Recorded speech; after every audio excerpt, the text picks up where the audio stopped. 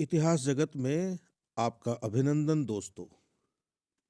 इतिहास पाठ में आज हम पढ़ेंगे इतिहास का क्षेत्र। मेरे पास जो किताब है उसका नाम है इतिहास दर्शन, जिसे लिखा है डॉक्टर झारखंडे चौबे ने। मित्रों, बहुत जरूरी पाठ है इतिहास का क्षेत्र। इसे हम अनेक खंडों में पूरा करेंगे। मैं आरंभ करता हूं। आदिकाल से आधुनिक युग तक इतिहास का क्षेत्र निरंतर परिवर्तनशील रहा है। इसके विकसित रूप का एकमात्र आधार विभिन्न युगों के सामाजिक मूल्य तथा उनकी आवश्यकताएं रही हैं। प्रारंभ में इतिहास चिंतन का उद्गम अतृप्त ज्ञान तृष्णा को तृप्त करने के उद्देश्य से हुआ था। यह बात कही है हमारे गोविंद चंद्र जी पांडे साहब ने। इस उद्देश्य से प्रेरित होकर प्राचीन इतिहासकारों ने इतिहास का अध्ययन किया। इतिहास के जनक हेरोडोटस ने अतीत के मानवीय कार्यों एवं उपलब्धियों की कहानी प्रस्तुत की। यहां मेरी असहमति है। इतिहास के जनक हेरोडोटस, यह बात भारत नहीं कह रहा, यह यूरोप कह रहा है। भारत में इतिहास पांचवां वेद है और हेरोडोटस के लिए पुस्तकों में जब लिखा जाता है कि वह इतिहास का जनक था, तो मित्रों आप यह मान के चलिए कि हेरोडोटस हिस्ट्री का जनक था। हिस्ट्री और इतिहास में मूलभूत अंतर है, इसे समझने की आवश्यकता है। भारतीय अवधारणा इतिहास की अवधारणा है, पश्चिम की अवधारणा हिस्ट्री की अवधारणा है। जब उचित समय आएगा तो मैं आपको हिस्ट्री और इतिहास का अंतर भी बताऊंगा। खैर, रेनियर ने उचित ही कहा है कि प्रत्येक युग में समाज इतिहासकारों से कुछ प्रश्न करता है और इतिहासकार नवीन साक्ष्यों के आलोक में अतीत से उनका उत्तर प्राप्त कर समाज के समक्ष प्रस्तुत करता है। इसीलिए कालिंगवुड ने इतिहास को प्रश्नोत्तर माना है। सभी इतिहासकारों ने प्रत्येक युग में इतिहास लेखन की आवश्यकता को स्वीकार किया है। उनका एकमात्र अर्थ सामाजिक मूल्यों तथा आवश्यकता के अनुसार इतिहास का प्रस्तुतिकरण था। हेरोडोटस ने महाकाव्य युग में इतिहास की सामाजिक आवश्यकता को प्रतिपादित किया। मित्रों, मैं जब यह कहता हूं कि हेरोडोटस इतिहास का जनक नहीं था, तो मैं यह नहीं कहता हूं कि अतीत को लिखने के संबंध में जो बातें कही गई हैं उन बातों में हेरोडोटस का कोई योगदान नहीं था, मैं यह नहीं कह रहा।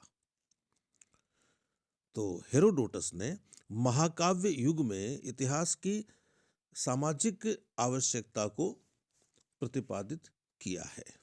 वैज्ञानिक युग की सामाजिक आवश्यकता ने ब्यूरी को इतिहास विज्ञान है न कम और न अधिक के रूप में प्रस्तुत करने के लिए बाध्य किया।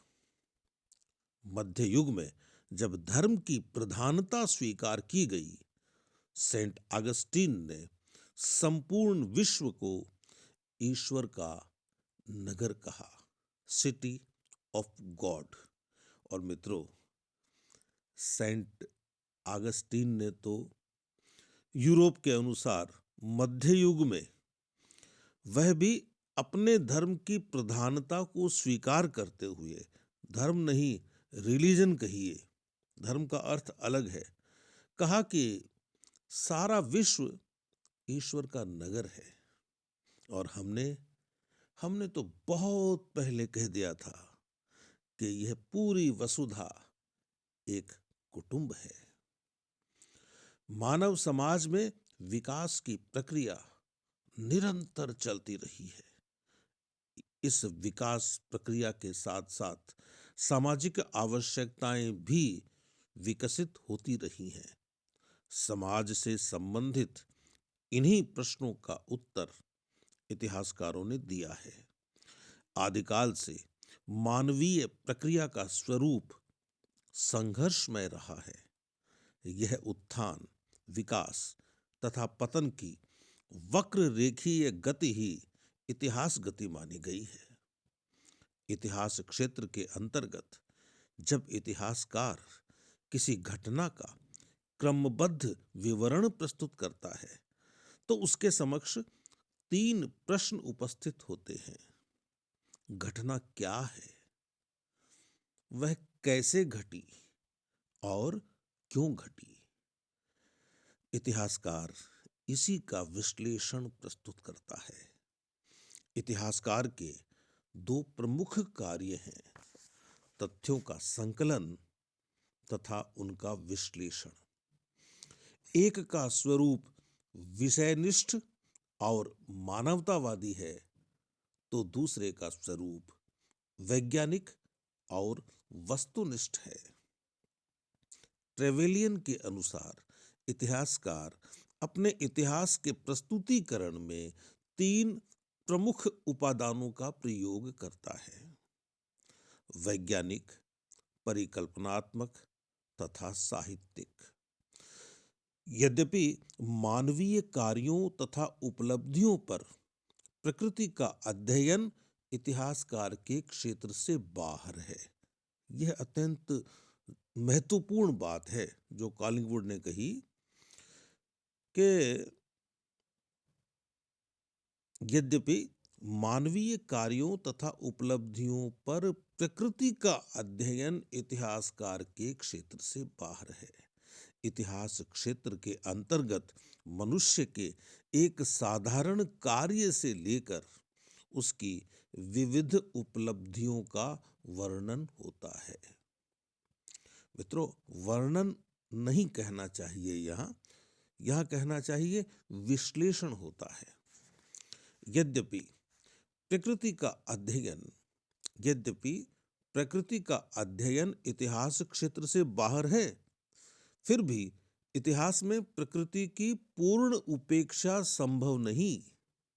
जब कॉलिंगवुड ने इतिहास को विचार का इतिहास स्वीकार किया तो प्रोफेसर वाल्श ने सबसे पहले इसका विरोध किया। वाल्श ने कहा कि मनुष्य के कार्यों तथा उपलब्धियों पर प्रकृति अथवा प्राकृतिक घटनाओं का सर्वाधिक प्रभाव पड़ता है। भूकंप, बाढ़, अकाल, अतिवृष्टि, अनावृष्टि प्रायः मानवीय कार्यों एवं उपलब्धियों को नियंत्रित करती हैं। पर्वत, नदी, झील तथा समुद्र ने मानवीय समाज के भाग्य को निर्धारित किया है। मध्य एशिया की पठारी तथा बंजर भूमि ने मंगोलों को लुटेरा तथा लड़ाकू बना दिया।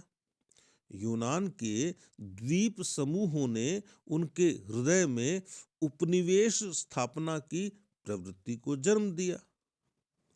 भारतवर्ष में सिंधु, गंगा, यमुना तथा हिमालय की भूमिका इतिहास में महत्वपूर्ण रही है। वाटरलू, प्लासी तथा पानीपत का महत्व नहीं होता यदि नेपोलियन, क्लाइव तथा बाबर से इन स्थानों का संबंध नहीं होता। कावेरी नदी का महत्व कर्नाटक के इतिहास में महत्वपूर्ण रहा है। हम कह सकते हैं कि प्रकृति तथा भौगोलिक परिस्थितियों के परिवेश में ही मानवीय कार्यों एवं उपलब्धियों का अध्ययन इतिहास के क्षेत्र के अंतर्गत आना चाहिए। इस प्रकार इतिहास क्षेत्र का स्वरूप सामाजिक आवश्यकताओं के अनुसार सदैव विकसित होता रहा है। इतिहास लेखन के जनक हेरोडोटस से 20वीं सदी के महान इतिहासकार टॉयनबी तक यदि इतिहास लेखन की विवेचना की जाए तो इसके निरंतर परिवर्तित स्वरूप का अनुमान हो सकता है। जैसे प्रत्येक कवि अपने युग का कवि होता है, जैसे प्रत्येक कवि अपने युग का कवि होता है, उसी प्रकार प्रत्येक इतिहासकार अपने युग का इतिहासकार होता है। कवि वाणी की भांति इतिहासकार की वाणी भी युग की वाणी होती है। अतीतकालिक समाज का पूर्ण चित्रण ही इतिहास का प्रमुख उद्देश्य होता है। किसी भी समाज से संबंधित भौगोलिक दशा, वातावरण, आर्थिक व्यवस्था, राजनीतिक, सामाजिक, धार्मिक, सांस्कृतिक, प्रशासनिक, संवैधानिक, कानून, न्याय व्यवस्था, सुरक्षा व्यवस्था आदि का विवरण आवश्यक हो जाता है। समाज से संबंधित सभी प्रश्न महत्वपूर्ण हैं। इतिहासकार से अपेक्षा की जाती है कि इन सभी विषयों का उचित विवरण समाज के सामने प्रस्तुत करे। यदि समाज का क्षेत्र विस्तृत है तो इतिहासकार के लिए इन सभी प्रश्नों का उत्तर देना संभव नहीं है। इसीलिए आधुनिक इतिहासकारों ने इतिहास के क्षेत्र का वर्गीकरण किया है। प्रत्येक प्रश्न का उत्तर देने के लिए विशिष्ट ज्ञान की आवश्यकता होती है। वह अपने ज्ञान से संबंधित सामाजिक, आर्थिक आदि विषयों का उत्तर देता है। इतिहास के क्षेत्र का यह वर्गीकरण वैज्ञानिक युग का दिया हुआ है। ऐतिहासिक गवेषणा के अनुसार विधियों ने इतिहास के सामान्य ज्ञान की अपेक्षा उसके विशिष्ट ज्ञान की उपादेयता को सिद्ध किया है। ऐतिहासिक गवेषणा की आधुनिक विधियों ने इतिहास के सामान्य ज्ञान की अपेक्षा विशिष्ट ज्ञान की उपादेयता को सिद्ध किया है।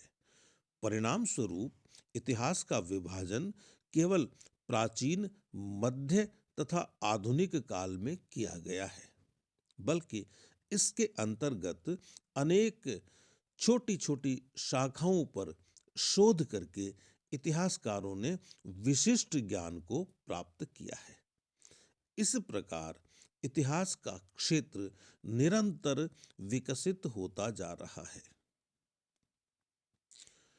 डेवी के अनुसार इतिहास का वर्गीकरण उपयोगी तथा स्वाभाविक है। इसका एकमात्र उद्देश्य विशेष तथा परिवर्तित घटनाओं का ज्ञान प्राप्त करना है। मित्रों, डेवी की किताब का नाम है human nature and conduct. Dewey ने जो बात कही है कि इतिहास का वर्गीकरण उपयोगी है तथा स्वाभाविक है, इसका अर्थ यह है कि यदि आप इतिहास को वर्गीकृत करके अध्ययन नहीं करेंगे तो आप किसी भी निष्कर्ष पर पहुंच नहीं पाएंगे। क्यों? कि हम बहुत थोड़ा थोड़ा प्राप्त कर पाएंगे। यदि आपको पूरा प्राप्त करना है, यदि आपको पूरे नतीजे चाहिए, यदि आप यह चाहते हैं कि अब तक जो घटा है हम उसका सांगोपांग विवरण प्राप्त करें, उसका विश्लेषण करें और उससे आने वाली पीढ़ियां सुख पाए, तो हमें इतिहास का वर्गीकरण तो करना पड़ेगा। इतिहास के वर्गीकरण की बात नहीं है, बात है ज्ञान की विभिन्न शाखाओं के वर्गीकरण की।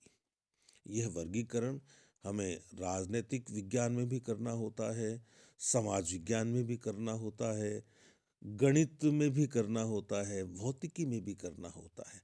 तो वर्गीकरण एक सामान्य प्रक्रिया है मनुष्य के सीखने के क्षेत्र की। F.C.S. शिलर ने भी इतिहास के क्षेत्र के वर्गीकरण के संबंध में कहा है कि विस्तृत वर्गीकरण दुर्लभ है। फिर भी इतिहासकारों ने अतीतकालिक घटनाओं के आधार पर सामाजिक प्रश्नों का उत्तर देने के लिए इतिहास के क्षेत्र का वर्गीकरण किया है। तो मित्रों, यह था आज का इतिहास पाठ। नमस्ते।